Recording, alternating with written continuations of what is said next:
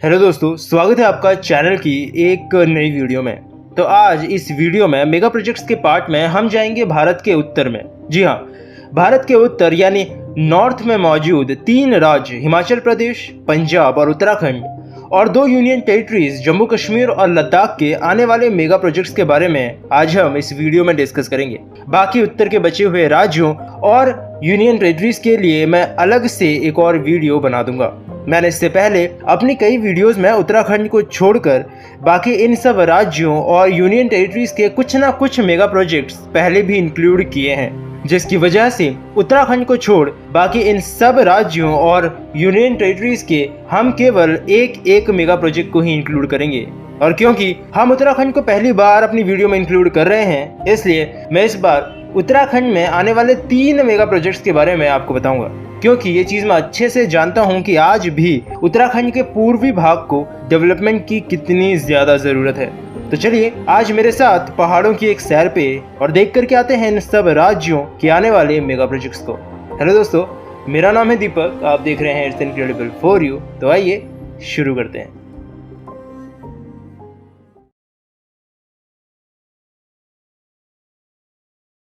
Number 7, Jammu Kashmir उज multipurpose project. Jammu Kashmir जब से भारत की यूनियन टेरिटरी बनी है, तब से सरकार का रुख जम्मू कश्मीर के लिए काफ़ी हद तक बदल गया है। पहले के मुकाबले जम्मू कश्मीर के लिए सरकार न सिर्फ काफ़ी ज़्यादा बजट एलोकेट कर रही है, बल्कि काफ़ी बड़े मेगा प्रोजेक्ट्स भी इस वक्त जम्मू कश्मीर में चल रहे हैं, और ये मल्टीपर्पज़ प्रोजेक्ट उन्हीं में से एक है। जैसा कि इसका नाम बताता है, ये एक मल्टीपर्पज़ प्रोजेक्ट होगा जो कि जम्मू कश्मीर में कठुआ डिस्ट्रिक्ट में उज नदी के ऊपर बनाया जाएगा, जो कि रावी नदी की ही एक सहायक नदी है। आसान सी भाषा में अगर इसे समझाऊं तो एक डैम होगा जिसका इस्तेमाल इरिगेशन, पानी को स्टोर करने और शायद बिजली बनाने के लिए भी किया जाएगा। पूरा बनने के बाद ये डैम करीबन 781 मिलियन क्यूबिक मीटर पानी वहाँ स्टोर करके रख सकेगा, जिसका इस्तेमाल कठुआ के साथ साथ सांबा, हीरानगर और ऐसी ही कुछ आसपास की जगह इरिगेशन के लिए कर सकेंगी।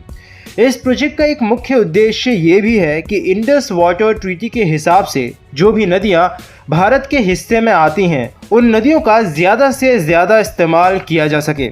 इंडस, झेलम, चिनाब, रावी, व्यास और सतलुज में से रावी, सतलुज और व्यास के पानी का इस्तेमाल भारत पूरी तरह से अपने हिसाब से कर सकता है, जबकि बाकी बची 3 नदियों के पानी का भी 20% हिस्सा भारत इरिगेशन, एनर्जी प्रोडक्शन और ट्रांसपोर्ट पर्पसेस के लिए इस्तेमाल में ले सकता है। और आने वाले ऐसे प्रोजेक्ट जम्मू कश्मीर में उत्तरी भाग में मौजूद उपजाऊ जमीन के लिए भी काफ़ी बेहतर होंगे, क्योंकि वहाँ मिट्टी आज भी काफ़ी ज़्यादा उपजाऊ है, लेकिन इरिगेशन के लिए पानी की व्यवस्था बिल्कुल भी नहीं है, जो दिक्कत इन जैसे प्रोजेक्ट्स के पूरा बन जाने के बाद कहीं ना कहीं खत्म हो जाएगी। Number 6, Ladakh solar plant.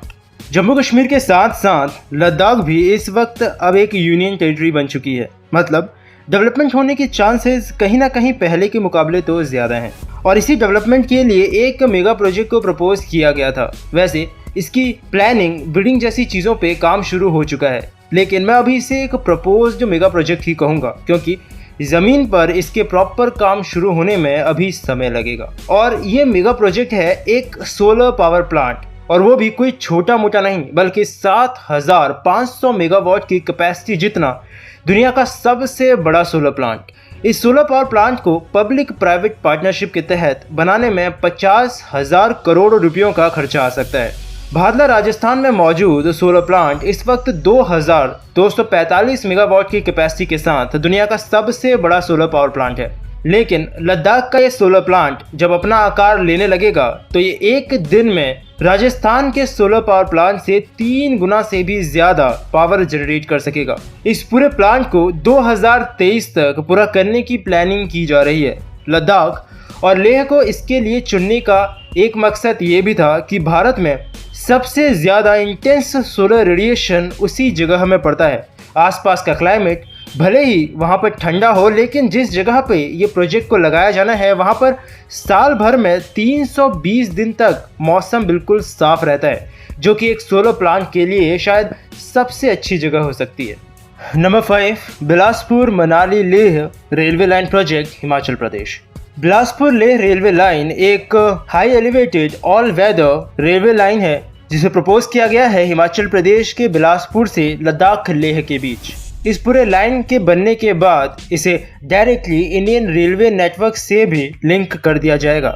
इस वक्त तक इस प्रोजेक्ट पर सर्वे, रिपोर्ट, प्लानिंग कमीशन की अप्रूवल मिल चुकी है और लैंड एक्विजिशन का काम इस वक्त चल रहा है। इस पूरे रेलवे लाइन की लंबाई करीबन 498 किलोमीटर की होगी, जिसमें शायद पूरी तरह से इलेक्ट्रिफिकेशन होगा।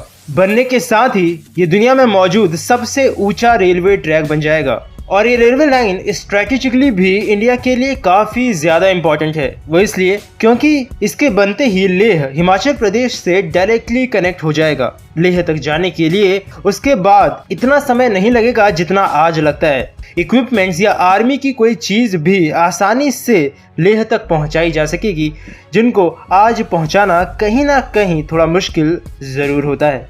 Number 4, Amritsar Jamnagar expressway Punjab.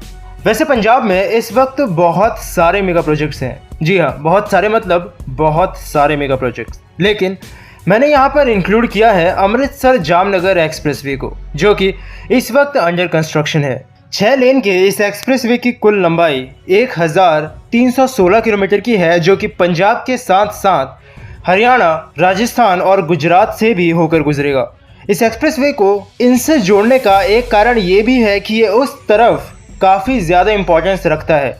कारण ये है कि ये भटिंडा, बाड़मेर और जामनगर की 3 बहुत बड़ी रिफाइनरीज को सीधा एक दूसरे से जोड़ देगा। ये प्रोजेक्ट भारतमाला का ही एक पार्ट है, जिसके बारे में मैंने आपको पहले भी अपनी वीडियोस में बताया है। एक्सप्रेसवे के पूरा बन जाने के बाद अमृतसर से जामनगर तक की दूरी 10% तक कम हो जाएगी और इस प्रोजेक्ट को बनाने की कुल कीमत आंकी गई है करीबन 80,000 करोड़ रुपए। मतलब इस पूरे प्रोजेक्ट को बनाने में काफ़ी ज़्यादा खर्चा होने वाला है।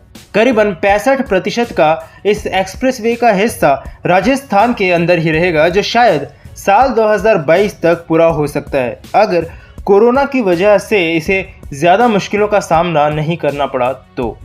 Number 3, Rishikesh Karnaprayag railway project Uttarakhand.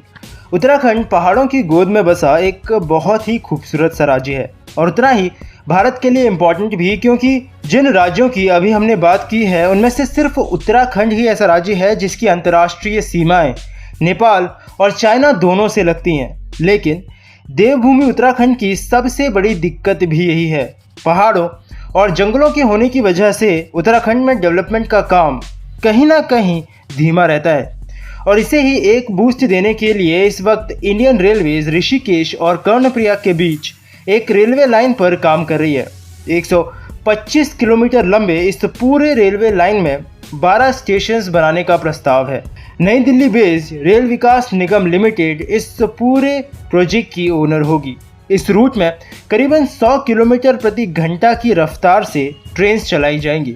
Italian railway state company इटैलफर को इस वक्त पहले 12 किलोमीटर लंबे ट्रैक में काम करने की मंजूरी दे दी गई है, क्योंकि इस शुरुआती ट्रैक का मेजॉरिटी का हिस्सा टनल्स के अंदर से होकर गुजरेगा।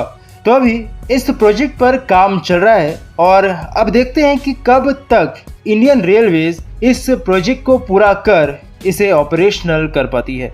Number 2, Chardham highway Uttarakhand. Chardham national highway इस वक्त उत्तराखंड में बन रहा एक एक्सप्रेस नेशनल हाईवे है। जैसा कि इसका नाम बताता है, ये हाईवे उत्तराखंड के चारों धाम बद्रीनाथ, केदारनाथ, गंगोत्री और यमुनोत्री को आपस में जोड़ेगा।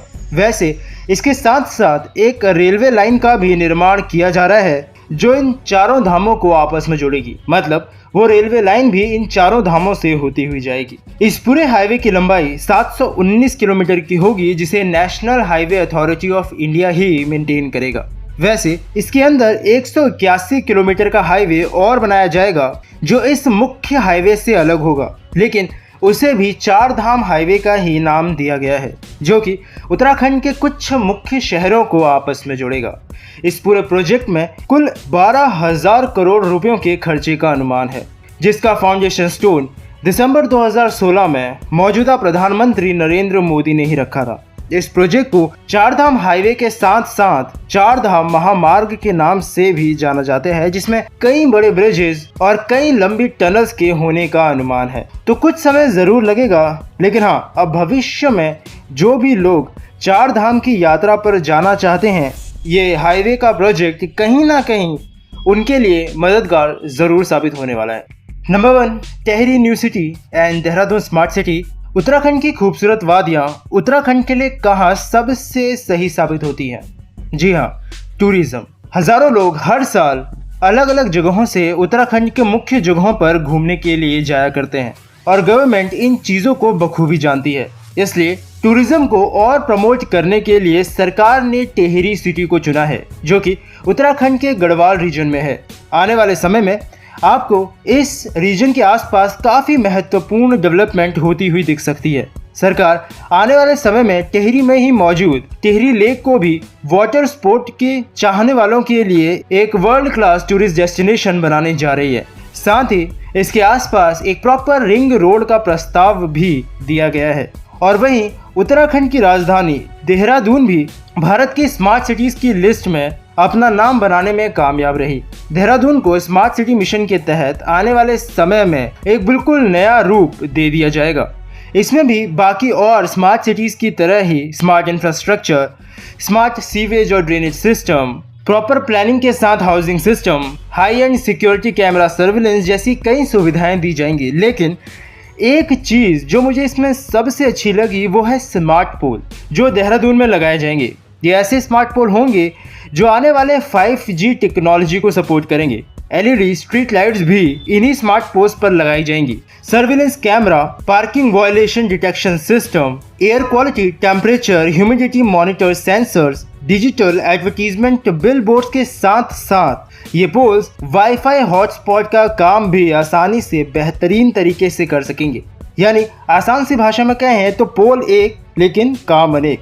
तो चलिए देखते हैं कि गवर्नमेंट इन सब प्रोजेक्ट्स को कितना सीरियसली लेती है और कब तक इन पे प्रॉपर तरीके से काम शुरू करती है और कब तक देहरादून और टिहरी की नई सिटी हमें पूरा आकार लेती हुई दिख सकती है। तो आपको इनमें से कौन सा मेगा प्रोजेक्ट सबसे ज़्यादा पसंद आया, या फिर आप अगर इन किसी राज्यों या यूनियन टेरिटरी से इस वीडियो को देख रहे हैं तो मुझे नीचे कमेंट सेक्शन में कमेंट करके ज़रूर बताइएगा। बाकी बचे नॉर्थ के और स्टेट्स को हम अपनी अगली आने वाली वीडियोज़ में इंक्लूड कर देंगे। तो बस अभी के लिए इस वीडियो में इतना ही। उम्मीद करता हूँ आपको वीडियो पसंद आई होगी।